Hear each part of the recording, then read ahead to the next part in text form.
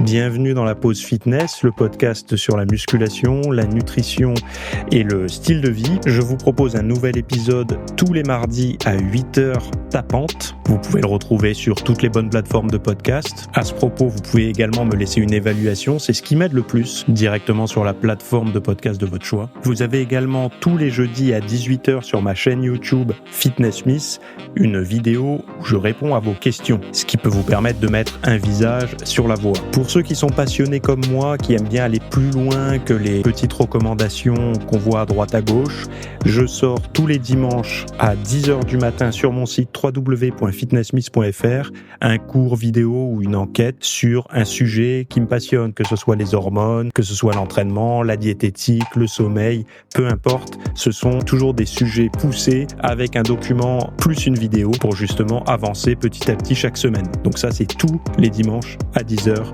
sur mon site www.fitnessmiss.fr. Pour ceux qui veulent avoir des programmes ou de la documentation numérique, que ce soit un programme masse, un programme sèche, un programme énergie, j'ai plein de rubriques sur mon site, donc vous pouvez voir le lien directement dans le podcast à la rubrique boutique.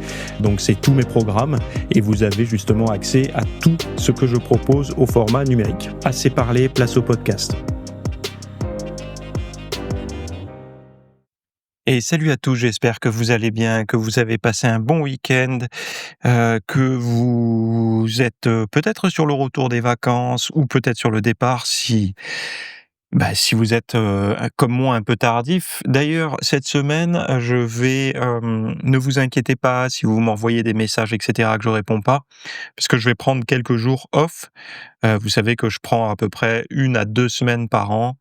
Là, ça tombe sur cette semaine.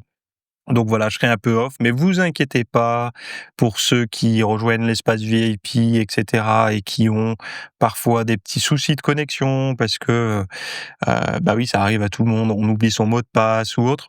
Vous inquiétez pas, je traite ça en priorité à mon retour, voilà. Bon, on va parler de quoi aujourd'hui? On va parler de 30 minutes pour vivre. Donc, je me suis inspiré, vous savez, de Die Hard, c'était le quoi? C'était 58 minutes pour vivre, je crois. Donc 30 minutes de sport pour vivre mieux, en gros. On va parler de sucre, on va parler de cohérence cardiaque. Mais si vous avez suivi ce week-end, j'ai fait la FAQ numéro 32. Donc là, c'est la partie 1 où on a parlé de nutrition sur la sèche, donc de quel petit déjeuner choisir pour perdre du gras sans se priver de plaisir, d'épaules blessées, de mon livre. On a parlé de la motivation. Comment trouver et garder la motivation pour tenir une routine de sport nutrition plus de 3 mois, de libido et vie de couple après 44 ans, après des années de musculation, une baisse de libido, faut-il revoir ses exigences, etc.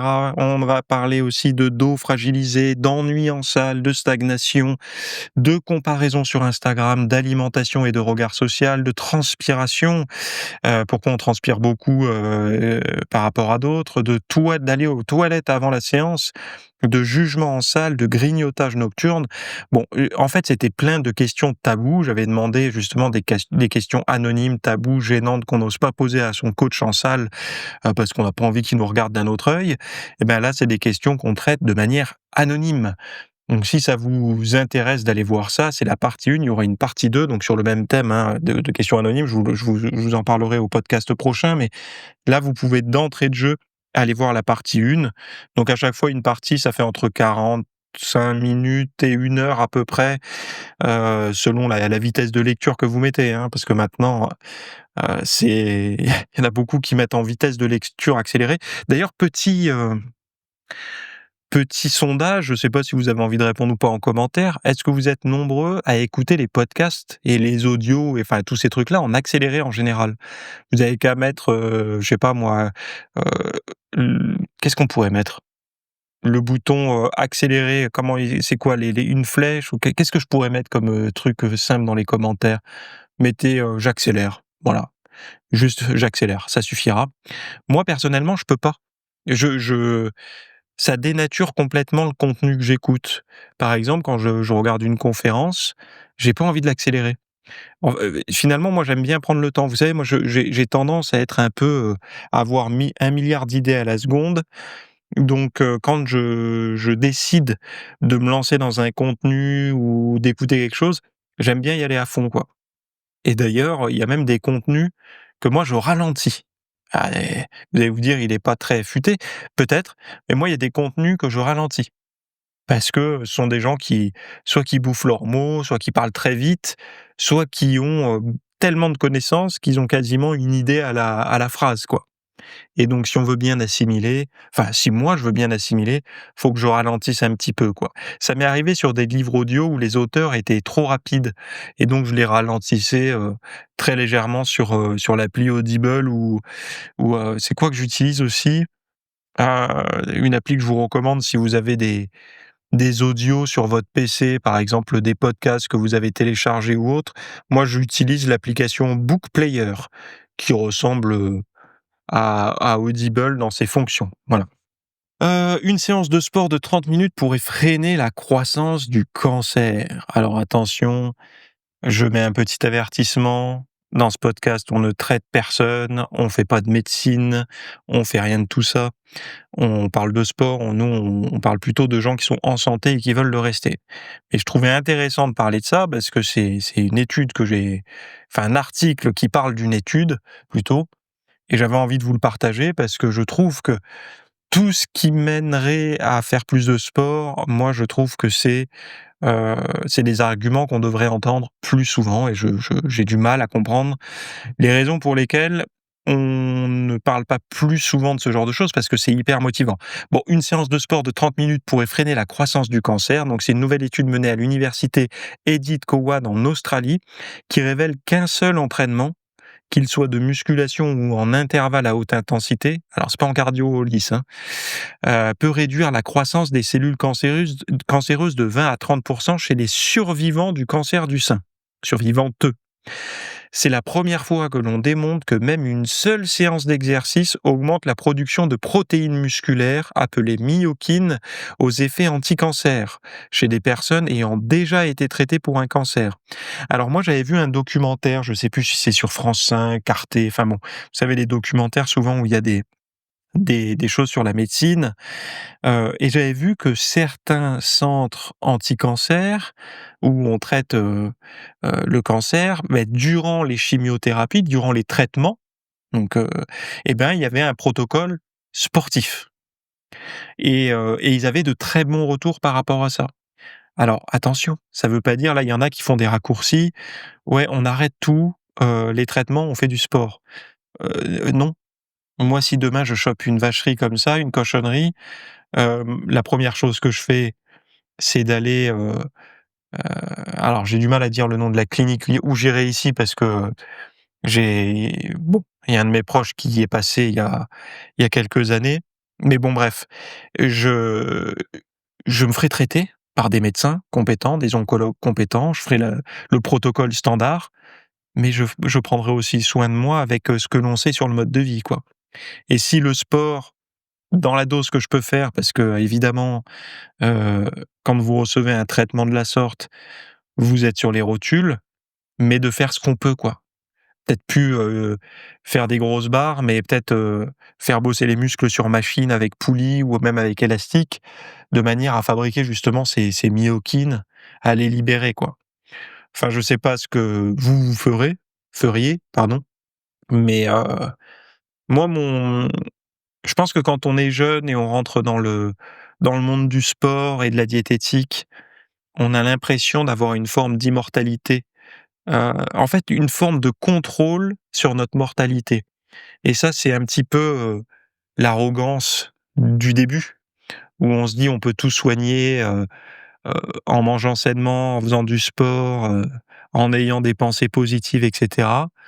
Et puis les années passent et on se rend compte, soit parce qu'on philosophe un petit peu, soit parce qu'on lit, justement des bouquins là-dessus, qu'on a beau faire ce qu'on veut, on n'échappera pas à notre destin et que, évidemment, il y a des manières d'arranger le voyage, de le rendre plus confortable, de voyager en première plutôt qu'en éco, en faisant ce qu'il faut, mais on n'échappera pas à notre destin quand même et heu et puis on rencontre des gens aussi qui, avec un mode de vie plutôt sain par rapport à la moyenne, se font tacler par la vie, parfois trop tôt. Donc il y a c'est un petit peu, vous savez, ça rassure, en fait. C'est comme d'avoir un gris-gris dans la poche pour ceux qui y croient, ou une croix autour du cou, ou ce que vous voulez. Ça rassure, ça fait du bien en fonction des croyances qu'on a, mais le sport, c'est un peu la même chose. Quand on fait tout ça, heu, on a, heu, on a l'impression d'avoir une forme d'immortalité ou de protection. Alors certes, on a une forme de protection par rapport à si on le faisait pas, mais on n'a pas d'immortalité, quoi, et c'est ça le grand drame. D'ailleurs, j'en parlais avec une amie récemment. Beaucoup de crises de panique et d'angoisse, chez beaucoup de personnes, notamment les hypocondriaques, c'est aussi une forme de refus de cette mortalité, de l'âge qui avance, et cetera, et de tôt ou tard devoir, de rendre les clés, quoi, de faire l'état des lieux et de déposer les clés sur le comptoir et puis de s'en aller, quoi, et ça, c'est quelque chose, moi j'en parle des fois autour de moi, et avec des amis et tout. C'est des sujets où les gens sont relativement mal à l'aise. Enfin, vous allez vous dire: «C'est pas fun d'aller prendre un café avec, Théo, l'autre il nous parle de la mort». Pas du tout, hein, mais c'est juste que des fois ça vient sur le tapis, et moi je trouve que c'est je fais partie de ces philosophes qui disent qu'il faut y penser, un petit peu tous les jours, quoi. Mais pas beaucoup, mais juste un petit peu. 30 secondes déjà. Penser à la mort 30 secondes par jour, ça suffit, c'est déjà beaucoup, hein. Mais juste pour se rappeler que ça existe, et ça, en fait, ça permet j'ai l'impression, hein, en tout cas, moi, chez moi, c'est quelque chose qui marche bien, ça permet de plus profiter de la vie, quoi, et enfin, voilà, quoi, c'est l'acceptation. Mais après, c'est un long chemin, hein, je pense que au niveau psycho et tout, psycho, philo, tout ça, c'est un long chemin, et c'est pour ça pourquoi je vous parle de tout ça? Parce qu'en fait, par rapport à ces études qu'on voit sur le sport, et la longévité et tout, c'est très bien. Mais dans les extrêmes de ça, il y a des gens qui pensent qu'ils vont être immortels avec le sport, quoi, et leur bouffe à base de végétaux, ou d'autres à base de viande, ou d'autres à base de graisse, ou d'autres à base de je sais pas trop quoi. Bon, le super-humain, immortel n'est pas encore arrivé, et puis, tout le monde n'est pas d'accord sur ce qui met, sur la longévité aujourd'hui, les enfin bon, bref. Donc les chercheurs ont mesuré les niveaux de myokine avant, juste après et 30 minutes après l'effort. Résultat, la hausse est bien présente, comme chez les personnes en bonne santé. Donc ça veut dire quoi? Ça veut dire que quand vous êtes en bonne santé, vous produisez ces myokines, et c'est aussi profitable, hein.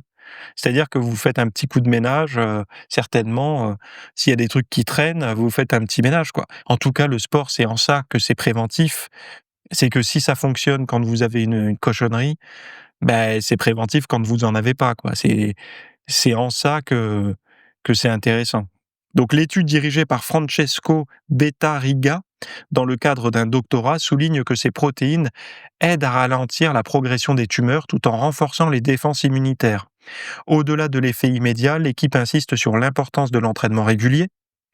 En réduisant la masse grasse et en augmentant la masse musculaire, l'exercice contribue à limiter l'inflammation chronique, un facteur clé de récidive et de mortalité lié au cancer du sein.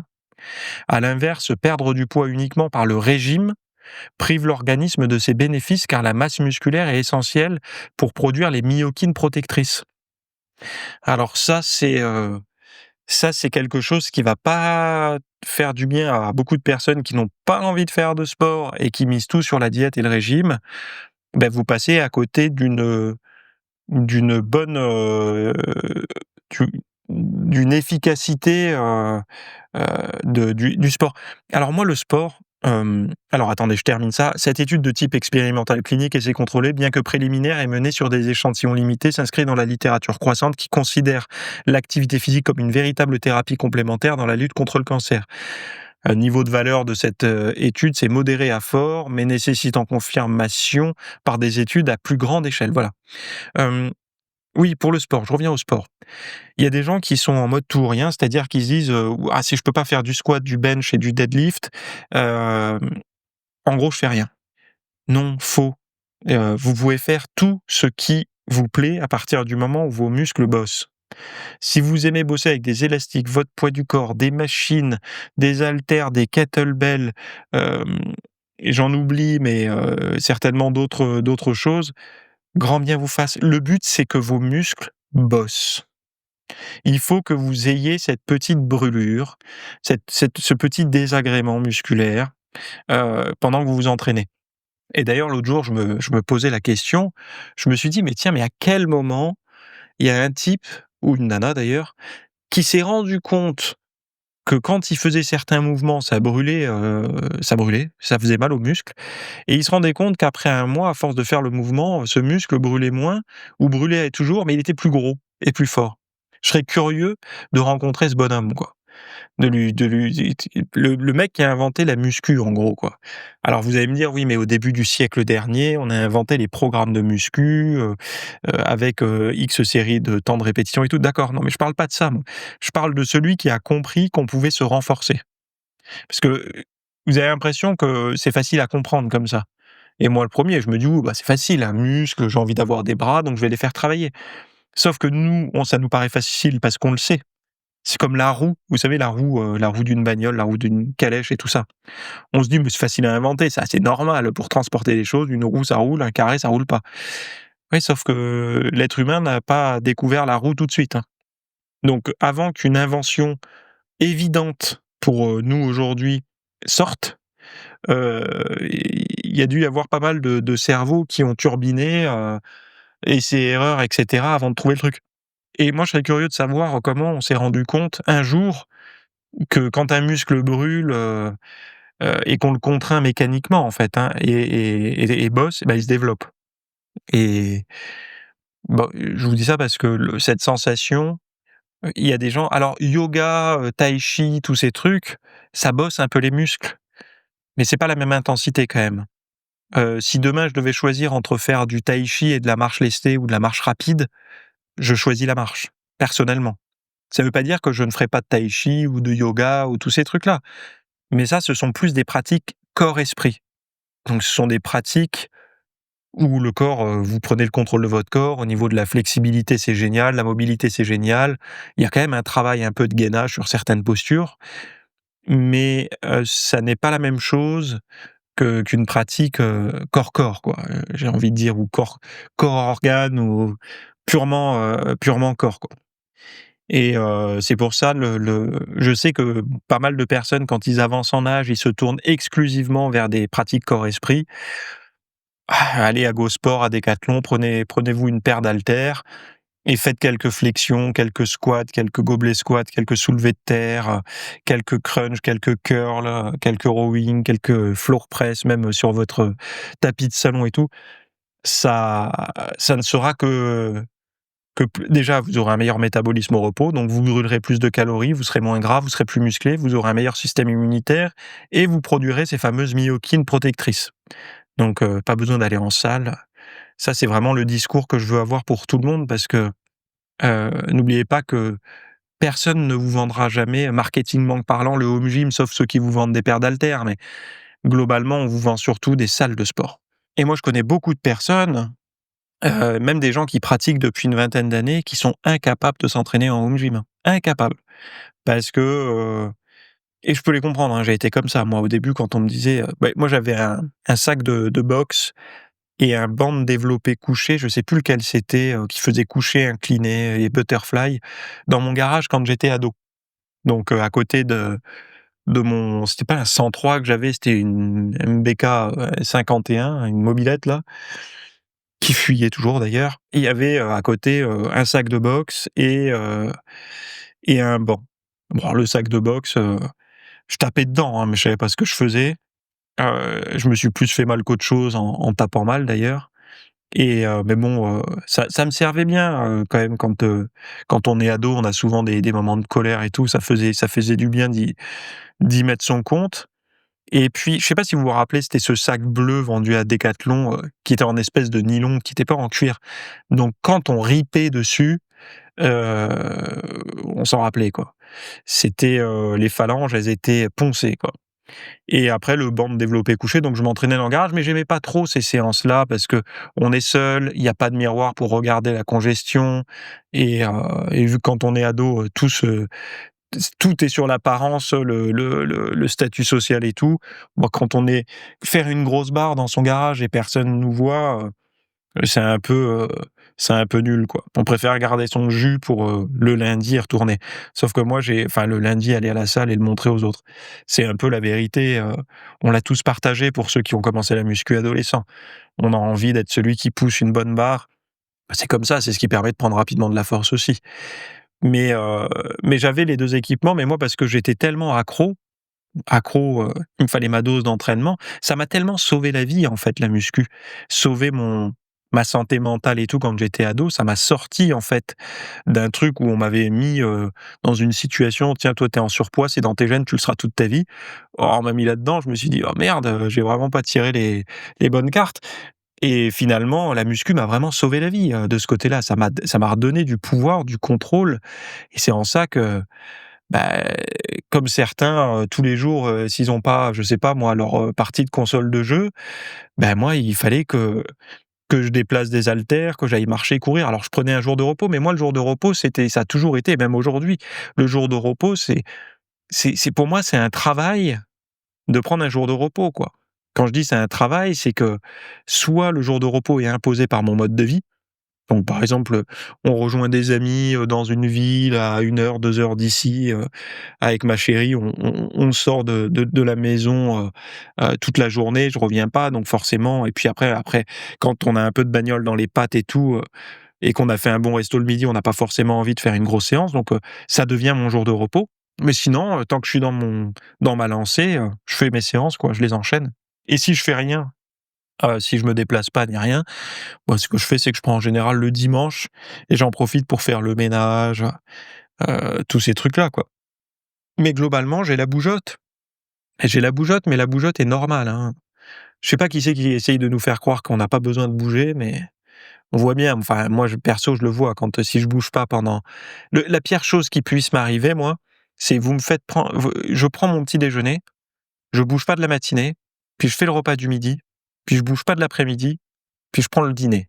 Alors ça, vous pouvez être sûr que si par exemple je pars en vacances dans un gîte, un truc comme ça et qu'il y a un temps de merde et que je peux pas sortir, je suis au bout de ma vie. Ma femme, elle le sent, elle me voit, elle voit que je commence à ronger mon frein quoi, elle me dit: «Bon, bah, on va sortir là parce que, ah, je suis un enfer pour ça, j'ai besoin de m'oxygéner». Elle, elle a cette capacité justement où elle arrive bah, elle a pas pour moi, c'est un problème, hein, ce que j'ai moi, hein. Parce que, c'est, comment dire? C'est comment? C'est presque addictif, en fait, dans un sens, sauf que c'est une saine addiction. Heu, je pense pas que marcher, déplacer des haltères, ou s'oxygéner, même juste aller en forêt, ça soit perçu comme quelque chose de négatif. Mais, je sais pas, dans mes ancêtres, il devait y avoir, en fait, la distance entre le singe et moi doit être plus courte que les autres. C'est-à-dire que je suis pas encore, l'être humain moderne évolué qui arrive à être complètement zen sur un canapé. Moi, je suis encore un peu arriéré et j'aime trop la nature, j'aime trop l'oxygène, l'extérieur, en fait. Et sans ça, je sens que, mon moteur se grippe. Bon, réduire le sucre ne change pas vos envies de sucrer selon la science. Qu'est-ce que ça veut dire cette histoire? Bon, c'est une étude contrôlée randomisée menée aux Pays-Bas qui vient de briser une idée reçue. Manger plus ou moins d'aliments sucrés ne modifie pas notre goût pour le sucre. Pendant 6 mois, 180 volontaires ont suivi 3 régimes différents. Un régime riche en produits sucrés, l'autre pauvre en sucré ou l'autre équilibré, avec des menus fournis toutes les 2 semaines. Résultat, les préférences pour le goût sucré sont restées identiques, quelle que soit la quantité de sucre consommée. À flûte. L'équipe de alors je sais pas comment on prononce, Kees de Graaf, professeur émérite à l'université de Wageningen, je sais pas, ouais. Désolé, je sais qu'il y en a qui sont irrités par mon accent, mais c'est comme ça, a évalué, le goût des participants avant, pendant et après l'intervention, puis de nouveau 1 et 4 mois après la fin. Non seulement l'appétence pour le sucre n'a pas changé, mais l'apport calorique total, le poids corporel et les marqueurs biologiques liés au diabète ou aux maladies cardiovasculaires sont restés stables. Cette étude Cette étude se distingue des travaux précédents souvent limités à une seule journée d'observation. Ici, les chercheurs ont conçu une approche rigoureuse, aliments calibrés pour leur intensité sucrée, répartition équilibrée en protéines, graisses et glucides, et suivi éthique strict. Le message est clair, éviter systématiquement les aliments sucrés n'empêche pas d'aimer le sucré, et en consommer davantage ne crée pas de dépendance accrue. Les chercheurs souhaitent désormais reproduire l'expérience chez les enfants, dont les préférences gustatives sont encore en construction. Euh, alors moi, je critique pas ça, c'était juste une information. Si on aime le sucre, on aime le sucre en gros, mais c'est pas étonnant, hein. Je trouve qu'il y a ce qu'on appelle des becs sucrés et il y a des gens chez qui, ils ont beau, se surex j'avais quelqu'un dans ma famille comme ça, qui mangeait en permanence des produits sucrés, dès le matin, il pouvait s'envoyer un Magnum blanc, quoi, pas de problème, de la glace, enfin c'est ça parce que ça m'avait marqué, le Magnum blanc m'avait marqué. Mais pourtant, si parce qu'ils prenaient pas le temps de cuisiner, ils s'en foutaient, ils sortaient un truc, il ouvrait l'emballage, il croquait dedans c'était pareil pour tous les repas. Mais si on lui faisait des carottes, des brocolis, du steak, enfin un repas plus clean, il mangeait en fait. Il était vraiment quand je parlais avec lui de ça, je lui dis: «Non», mais il me répondait: «Mais moi je mange pour me nourrir, hein, je mange pour» en gros, il mettait du carburant dans la machine, mais peu importe le carburant, quoi. Et il existe des gens comme ça. Ils sont pas becs sucrés, quoi. Ils mangent mais il faut manger. Et ces gens-là, on les met au sp alors ils seront un peu malheureux, s'ils ont du mal à prendre du muscle. Parce que s'il faut faire une prise de masse, ces gens-là, ils galèrent. Vu qu'ils ont pas vraiment d'appétit, ils mangent parce qu'il faut manger, c'est galère. Mais par contre, ils se mettent à la muscu, ils sont hyper fit. Et pourquoi? Parce que c'est des gens, ils sont en mode zéro écart. 0, eux, s'ils ont les bons ingrédients chez eux, ils ont même pas envie, de temps en temps d'aller se faire une pizza ou quoi, peu importe, quoi. Il y en a quelques-uns, ça existe et tant mieux, ça pour moi, c'est je pense que c'est même mieux qu'une bonne génétique, ça. D'avoir, au niveau alors on passe quand même à côté de certaines choses, puisque est-ce que leurs papilles sont aussi développées? Est-ce que les plaisirs de, je sais pas, de manger par exemple, là récemment je suis allé chez le boucher, j'ai acheté un bon roast beef, 1 kilo, ça m'a fait mal au cul, quand, je l'ai bien cuit et tout, bien cœur saignant machin, bon, c'est une tuerie, quoi. Tu coupes ça avec un couteau à beurre, avec quelques gousses d'ail, tu manges ça avec des frites de patates douces et une bonne salade verte. Bon, franchement, je suis content d'avoir un palais suffisamment développé pour apprécier ça. C'est pareil, quand je bois un quart de verre de rouge de bonne qualité, ce qui doit m'arriver, moins d'une dizaine de fois par an, j'apprécie. Quand je prends un morceau de roquefort, sur un bon morceau de pain du boulanger avec de la salade et justement ce fameux quart de verre de vin rouge, puisque ça c'est bien le trio, enfin l'association que j'aime faire, je suis content d'avoir un palais un peu développé. Quand je prends un bon chocolat à 95 ou 100 de cacao ou un café bien amer, je suis content d'avoir un palais un peu développé et donc ces plaisirs-là, en même temps, c'est ce qui peut conduire au surpoids et tout, si on n'arrive pas à se mettre des limites, mais en même temps, c'est un petit peu comme quelqu'un qui serait pas sensible à un paysage d'océan, de montagne, de forêt et tout. Il passe à côté de plaisirs relativement simples de la vie, quoi. Mais bon, j'en reviens à cette idée de sucré. Si on aime le sucre, on aime le sucre. Ça veut pas dire qu'on est condamné à être accro. Pour la simple et bonne raison que le sucre, il y a sucre et sucre. Il y a un bol de céréales très sucré, c'est semblable à des bons becs, hein. D'ailleurs, il y en a qui ont Nutri-Score A, faudrait m'expliquer, mais bon, je sais pas comment c'est possible qu'on laisse passer ça, quoi. Enfin, mais bon, bref, c'est comme ça.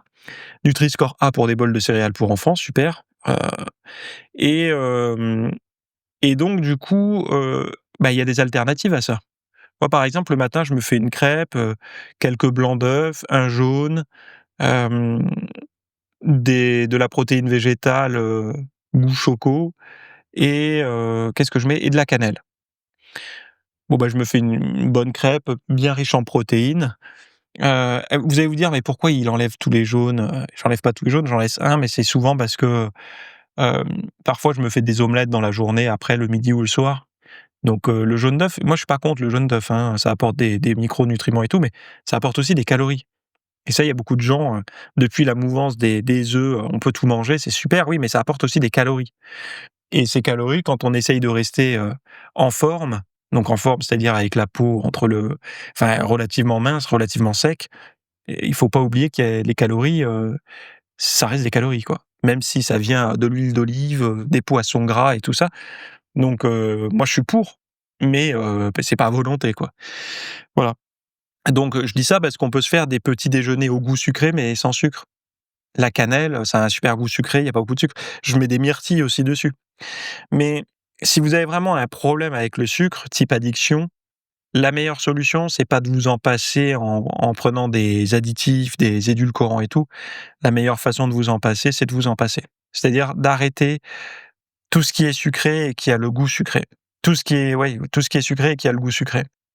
Et là où on peut vraiment parler d'une déshabituation du goût sucré, quoi. Et du coup, après, vous allez être capable de le percevoir beaucoup plus facilement. Par exemple, vous allez manger des betteraves ou des carottes, heu et vous allez tout de suite, ou même de la patate douce ou de la courge, vous allez tout de suite sentir le sucre présent dans l'aliment. Alors qu'avant, pour le sentir, il fallait, heu, il fallait prendre du sucre pur, type des bonbons, des céréales du matin, des choses comme ça. Et d'ailleurs, je regardais, sur YouTube, moi j'aime bien fouiner des fois des trucs, j'ai un tempérament très nostalgique, quoi, donc moi je suis de la génération 90. Et pour moi, la belle époque, c'était les années 90. Alors pas pour tout, hein, internet, c'est quand même magique, mais les années 90, c'était quand même cool. Et on peut revoir les pubs de cette époque-là, et je regardais, il y avait une pub sur le sucre. Je sais pas si vous vous rappelez, c'était une pub où au début, on voyait un couple un peu bon chic, bon genre, qui voulait se faire des huîtres, mais ils aimaient pas les ouvrir, c'était difficile et tout. Enfin, je sais plus, il y avait un truc. Et puis il y avait ils avaient une bombe, un spray, ils mettaient ça dans une coquille d'huître et ça faisait une huître au bout de 5 minutes, une espèce de liquide visqueux. Et puis après, ils disaient: «Non, vous êtes prêts à avaler n'importe quoi», ils disaient par contre avec le sucre, je sais plus c'était quoi le slogan: «Avec le sucre, vous pouvez pas vous tromper», genre, en gros, c'était positif, quoi. Prenez du sucre, c'est une valeur sûre, quoi. Bon, aujourd'hui, on verrait plus ça, hein. Et c'était une pub pour le sucre. C'était pas une pub pour des barres de chocolat, des pâtes à tartiner, c'était vraiment une pub pour le sucre, quoi. Très étrange. C'était comme on était biberonnés à ça, hein. Bref. Cohérence cardiaque, une technique prometteuse, mais aux preuves encore limitées. Et vous savez, il y a une revue qui s'appelle la Revue du praticien, donc je sais pas si vous êtes généraliste ou je sais pas, professionnel de santé, praticien de santé. Vous êtes peut-être abonné à ça, moi je lis en tout cas, ça s'appelle la Revue du praticien. Et dedans, mais je sais plus qui c'est qui l'envoie, je sais même pas si c'est pas un groupe pharmaceutique qui l'envoie, je vais regarder. Ah non, je me trompe, je confonds avec une autre revue que je consulte sur le microbiote. Là, celle-là, c'est Global Média Santé. Donc ils font beaucoup de publications, quoi. Mais bon, bref. Pourquoi je vous dis ça? Parce qu'ils ont fait si ceux qui lisent ça, les professionnels de santé qui lisent ça, ils pourront répondre aux gens qui disent: «Oh, on m'a recommandé pour le stress, de faire de la cohérence cardiaque», et ben, ils peuvent répondre maintenant que la cohérence cardiaque repose sur une respiration lente et régulière, environ 6 cycles par minute, pour synchroniser le rythme cardiaque avec la respiration.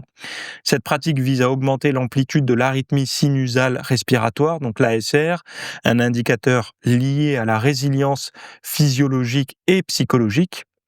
Une ASR élevée est associée à une meilleure santé, tandis qu'une ASR réduite apparaît dans l'hypertension, l'insuffisance cardiaque, l'anxiété, la dépression ou encore le diabète. Les études disponibles suggèrent un effet bénéfique de la cohérence cardiaque sur le stress et l'anxiété, mais aussi chez les patients, euh, mais aussi bien chez les patients que chez les personnes en bonne santé. Mais comme le souligne l'INSERM et le réseau Sentinelle, les preuves restent fragiles. La plupart des recherches souffrent de faibles effectifs, d'absence de groupes témoins ou de protocoles mal décrits. S'ajoute un biais potentiel puisque plusieurs études sont financées par des entreprises de biofeedback. En pratique, la cohérence cardiaque semble sûre et gratuite, hormis le temps qu'on y consacre, hein. Le protocole le plus répandu est la règle 3-6-5, 3 séances par jour, 6 respirations par minute pendant 5 minutes. Toutefois, les experts rappellent qu'il ne s'agit pas d'un traitement médical à part entière et qu'elle ne doit jamais remplacer des interventions dont l'efficacité est solidement démontrée. Alors moi, vous savez que je suis un pratiquant de méditation, alors pas forcément de cohérence cardiaque, mais je fais de la respiration quand je médite et moi, c'est quelque chose qui m'a vraiment appris la méditation, hein, je parle. Je sais qu'il y a des gens qui disent, «La méditation ne sert pas à calmer, machin». Je pense que la méditation, elle a pas un usage unique. C'est mon ressenti, quoi. J'ai remarqué que quand je suis trop tendu, avec trop de pensées à la fois et cetera, ça m'aide à prendre du recul. Hem, j'ai remarqué également que quand j'ai du mal à prendre une décision, le fait de prendre du pas du recul, mais de laisser flotter, les pensées sans m'y attacher, ça me permettait de trouver des réponses. Et j'ai remarqué aussi que quand je suis toujours dans le passé ou dans le futur, ça me permet d'aller dans mes pieds, par exemple, et de pas y bouger, de rester dans mes pattes. Donc, et d'ailleurs pour ceux qui ont reçu le mail, VIP de vendredi, il y avait, 3 formes de méditation différentes pour 3 objectifs différents. Donc allez voir si vous n'avez pas ouvert le mail VIP de la semaine dernière, j'en parlais justement. Mais moi, ça m'a fait beaucoup de bien. Faut pas oublier que stress et cortisol, non seulement c'est pas bon pour la santé, mais en plus de ça, pour le physique, c'est pas bon pour les muscles, hein, ça bouffe du muscle, le cortisol. Ça fait faire de la rétention d'eau, ça fait prendre du bide, et j'en parlais sur mon site d'ailleurs que j'ai proposé tout un protocole pour ceux qui préparent des sèches et cetera, où ils ont vraiment envie d'être secs avec, la méditation, comment faire, quoi. Et donc, bon, c'est quelque chose qui est, à la fois, je vais pas dire nécessaire parce qu'il y a des gens qui vont dire: «Mais moi je suis pas stressé», mais vous savez, on n'a pas des fois on n'a pas l'impression d'être stressé, mais on laisse, parce que le stress c'est pas juste un truc négatif du style: «Oh là là, je me fais des cheveux blancs pour X, pour Y et tout ça», c'est pas que ça. C'est aussi, un stress par exemple, c'est le soleil. Quand le soleil sur la peau, alors un petit peu c'est bien, trop ça crée un stress. C'est pour ça que ceux qui abusent du soleil, ils épuisent leur capital, enfin bon, vous connaissez la musique. Donc c'est une forme de stress. Heu, le stress qu'on impose à nos muscles, c'est un stress aussi. Donc c'est pas pour rien qu'on fait du cortisol, hein, après un entraînement. Et puis il y a autre chose qui est plus sournois, c'est par exemple le binge watching. Quand vous tapez toute une série, tout le week-end vous restez, dans le noir à regarder une série et quand il y a un temps mort, par exemple, un temps de lancement pour votre console de jeux vidéo, vous sortez le téléphone, salle d'attente, vous sortez le téléphone. En fait, à chaque moment, il faut meubler. Faut surtout pas se retrouver dans le présent à contempler, le vide et cetera. Et si vous êtes en fait, plus vous reconnaissez dans ce que je suis en train de dire, plus vous avez besoin de méditer. C'est aussi simple que ça. Parce que vous allez vous dire: «Mais je suis heureux comme ça, je suis très bien, je suis pas stressé». Psychologiquement, vous le sentez pas. Mais en fait, le cerveau, ça c'est Pierre-Marie Liédot qui m'avait expliqué ça, il y a des années. Quand, quand vous essayez toujours d'être, d'être enfin, quand vous êtes tout le temps, sollicité, lui il appelait ça l'infobésité, hem, vous essayez artificiellement de maintenir, beaucoup de hertz au niveau du cerveau, sauf que c'est pas possible, à un moment donné, ça chute, puisque c'est un peu comme un disjoncteur, quoi, il y a trop de sollicitations, ça chute. Sauf que, le mieux, c'est d'éviter d'attendre que ça chute, par obligation et plutôt, aller à la fenêtre, regarder les nuages, regarder dans le vague, dans le vide et de pas tout le temps chercher à se sursolliciter. Et vous savez, c'est l'histoire du monde virtuel versus le monde réel, quoi. On a Est-ce que le monde réel est de plus en plus moche qu'on a envie d'aller dans le monde virtuel? Pour certains, peut-être. Et d'ailleurs, celles et ceux qui ont fait un choix sont les influenceurs. Les influenceurs, qui postent tout, tout le temps, tout le temps, tout le temps. Ils ont troqué. Moi, quand des fois, j'en vois ici parce qu'il y a des coins sympas, donc j'en vois qui font des selfies cul de poule, des selfies, torse nu, en plein milieu d'une place, il y a plein de gens et tout, machin. Bon, hem, ils ont en fait, pour plaire à leur audience, donc pour faire bien dans le virtuel, ils passent un petit peu pour des cons dans le réel. Parce que, les gens qui voient le selfie sur Instagram. Ils disent: «Classe, c'est trop bien, machin, un selfie cul-poule devant Tour Eiffel, super». Mais par contre, ceux qui sont vraiment sur place et qui voient la personne faire ça, ils trouvent ça un peu on est tous d'accord, Alors c'est pas politiquement correct, mais tout le monde s'accorde à dire que ça fait un peu bizarre et ridicule. Bon, chacun fait ce qu'il veut, mais c'est comme ça qu'on le perçoit instinctivement, en fait, hein, et donc c'est pour ça les influenceurs ont troqué, du réel contre du virtuel. Ils ont troqué, leur apparence dans le réel, donc qu'est-ce qu'on pense d'eux dans le réel, par de qu'est-ce qu'on pense d'eux sur du virtuel. Donc en fait, un influenceur, faut surtout pas le rencontrer. Parce que si vous le rencontrez, vous voyez quelqu'un avec un téléphone à bout de bras, souvent vu de haut pour, cacher un petit peu le surpoids ou des choses comme ça, pour cacher en fait les machins, mettre des filtres et tout, ce qui est relativement triste, hein, puisque, dans une ère où on est censé s'accepter et tout, enfin je vais pas refaire le truc, mais souvent, ça va un peu à l'encontre de l'acceptation puisque à partir du moment déjà où il y a des filtres et tout, c'est que c'est foutu. Mais, et je trouve ça, moi j'ai toujours été très gêné par exemple, bon moi j'ai un tout petit compte Instagram et puis c'est lié à l'entraînement et la diététique, c'est pas de l'influence, mais parfois, je vais sur un parcours de santé et je me dis: «Tiens, je vais faire une petite vidéo, d'entraînement». Ah là là, si je vois un coureur qui passe ou quoi, ou quelqu'un qui se promène pas loin, ah je suis gêné comme pas possible si j'ai la caméra quoi. Enfin j'aime pas ça quoi. Alors que puis j'ai envie de tout arrêter, j'ai honte, voilà. Et et alors peut-être que moi, c'est moi et que les d'autres c'est d'autres, mais bon après si quand vous faites un post, on vous donne, 2 000-3 000 balles, vous vous en foutez, hein. Je pense. Mais quand même, moi je trouve que ça reflète bien l'époque. Ce sont des gens qui ont troqué le réel, donc ils ont troqué leur réputation dans le réel pour une réputation, dans les réseaux sociaux. Et vous allez me dire: «Oui, mais non, parce que quand on les rencontre dans le réel, ils sont contents, il y a des gens qui» oui, mais pourquoi les gens vont les voir dans le réel? Pour faire des selfies. Donc pour de nouveau faire un truc dans le virtuel.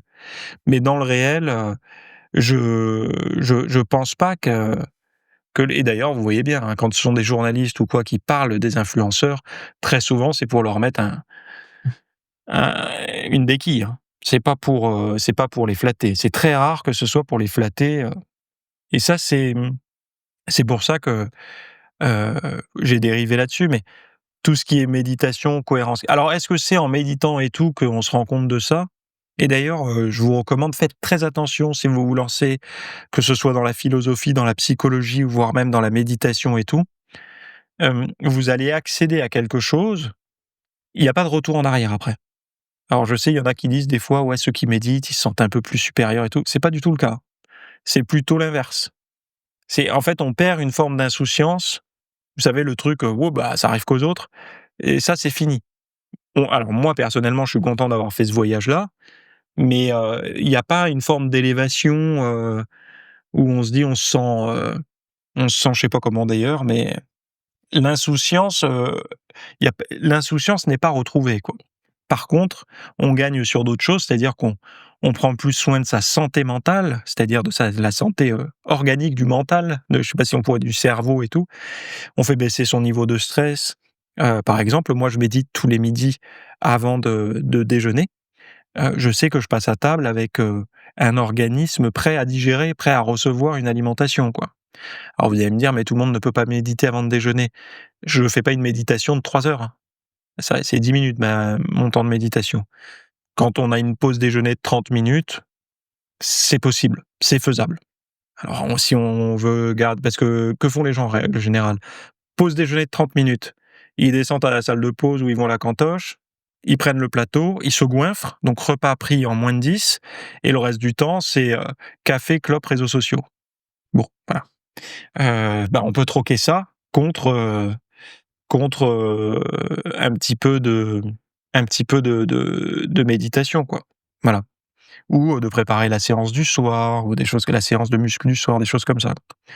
Enfin bref. Bon, si vous avez envie d'aller voir ma FAQ 32 partie 1 où on parle pardon de sèche, de muscu, de libido, de motivation, de pulsion alimentaire, mais tout un tas de questions tabous, des questions, qui sont pas agréables à poser à son coach ou à son partenaire de salle ou à son meilleur pote ou quoi, parce que c'est un peu gênant.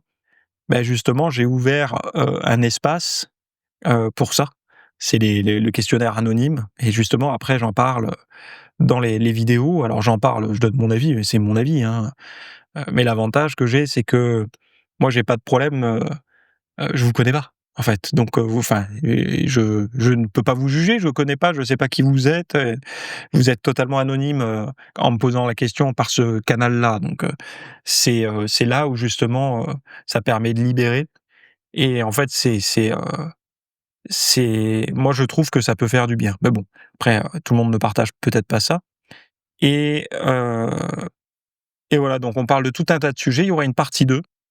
Et puis pour rappel, si cette semaine vous n'avez pas de réponse, je me suis pris quelques jours off, pas d'inquiétude. Je reviens, lundi prochain sans faute et je traiterai tout ça, à mon retour en priorité. Voilà, je vous souhaite une très bonne semaine, bonne reprise à ceux qui reprennent, bonnes vacances à ceux qui s'en vont et puis, gardez la forme. Bye. Merci d'avoir écouté cet épisode. Alors, avant de partir, j'avais juste quelque chose à vous partager.